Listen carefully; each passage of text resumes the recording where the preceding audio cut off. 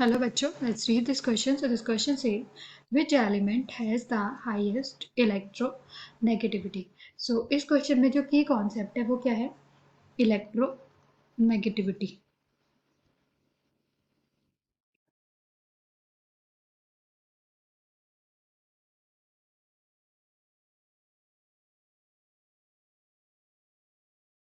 Electronegativity क्या होता है? किसी भी जब कोई दो एटम कोवेलेंट बॉन्ड बनाते हैं, ये दो एटम है ए और बी, ये इनका न्यूक्लियस है दोनों एटम का, और दोनों कोवेलेंट बॉन्ड बना रहे हैं, तो ये इनके शेयर्ड इलेक्ट्रॉन है।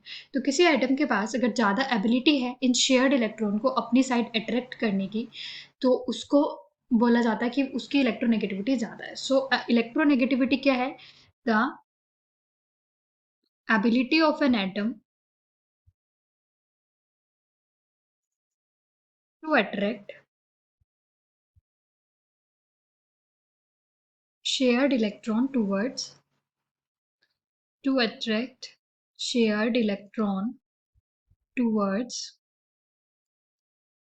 itself is known as electronegativity.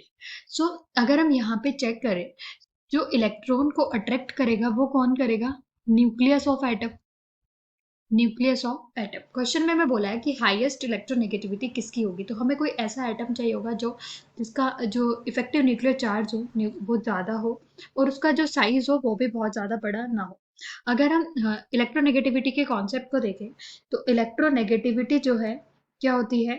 Directly proportional होती है न्यूक्लियर चार्ज के। इलेक्ट्रोनेगेटिविटी डायरेक्टली प्रोपोर्शनल होती है न्यूक्लियर चार्ज के। दैट मीन्स जितना ज़्यादा न्यूक्लियर चार्ज होगा उतना ही ज़्यादा इलेक्ट्रोनेगेटिविटी होगा। सेकंड, जो इलेक्ट्रोनेगेटिविटी होती है ये इनवर्सली प्रोपोर्शनल होती है एटम के साइज के, एटॉमिक साइज के। सो हमें पता है जब हम पीरियड के अंदर लेफ्ट से राइट की तरफ मूव करते हैं तो साइज क्या होता है? डिक्रीज। और अगर साइज डिक्रीज होगा तो क्या होगा? जो हमारा इलेक्ट्रोनेगेटिविटी होगा वो क्या होगा? इंक्रीज होगा। इलेक्ट्रोनेगेटिविटी इंक्रीज होता जाएगा, साइज डिक्रीज होता जाएगा और इलेक्ट्रोनेगेटिविटी इंक्रीज होता जाएगा। ये हमारा क्या है? साइज। और ये क्या है? इलेक्ट्रोनेगेटिविटी। तो अब हमें क्या चाहिए कि लेफ्ट से राइट की तरफ हमें पता है कि जो इलेक्ट्रोनेगेटिविटी है वो बढ़ रही है, तो हमें ऐसा एटम जिसका, और अगर हम ग्रुप की बात करें, ग्रुप में ऊपर से नीचे आने पर ये घटता है, जो इलेक्ट्रोनेगेटिविटी है घटती है क्योंकि साइज बढ़ता है।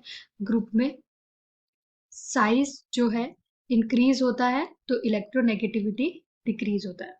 तो हम लेफ्ट से राइट की तरफ जब मूवमेंट करेंगे, सो क्योंकि लास्ट जो ग्रुप है वो हाईली स्टेबल है, जो लास्ट ग्रुप है वो ऑलरेडी स्टेबल है, तो उसको तो इलेक्ट्रॉन को लास्ट ग्रुप स्टेबल है, इलेक्ट्रॉन को अट्रैक्ट करने की रिक्वायरमेंट ही नहीं है। इससे पहले वाला जो हमारा ग्रुप है हेलोजन ग्रुप, उसके पास उसका जो साइज है वो बाकी के कंपैरेटिवली सेम पीरियड के एलिमेंट के कंपैरेटिवली सबसे छोटा होगा, और इनका जो इफेक्टिव न्यूक्लियर चार्ज है वो सबसे ज़्यादा होगा। तो इनका जो इफेक्टिव न्यूक्लियर चार्ज है वो ज़्यादा होगा, बट साइज जो है वो छोटा होगा। तो जो हेलोजन्स है इनकी इलेक्ट्रोनेगेटिविटी हाई होती है। और इलेक्ट्रोनेगेटिविटी हेलोजन्स में भी जो सबसे ज़्यादा छोटा साइज होगा वो किसका होगा? फ्लोरीन का। फ्लोरीन की अगर हम बात करें, फ्लोरीन के अंदर कितने? 7, दो ही सेल होती है, 2 और नहीं, टोटल यहाँ पे फ्लोरीन में 9 इलेक्ट्रॉन है, 2 और 7। सो पहली शेल में कितने हैं? 2, और सेकेंड शेल में 7। तो एक इलेक्ट्रॉन का रिक्वायरमेंट रहता है इसे अपने आप को स्टेबल करने के लिए, और इसका इफेक्टिव न्यूक्लियर चार्ज है, तो ये बाहर से एक इलेक्ट्रॉन को इजीली अट्रैक्ट अपनी साइड कर सकता है। सो सबसे ज़्यादा जो इलेक्ट्रोनेगेटिविटी है वो किसकी ज़्यादा हाई होती है? फ्लोरीन एटम की। Hope you understood it well. Best of luck.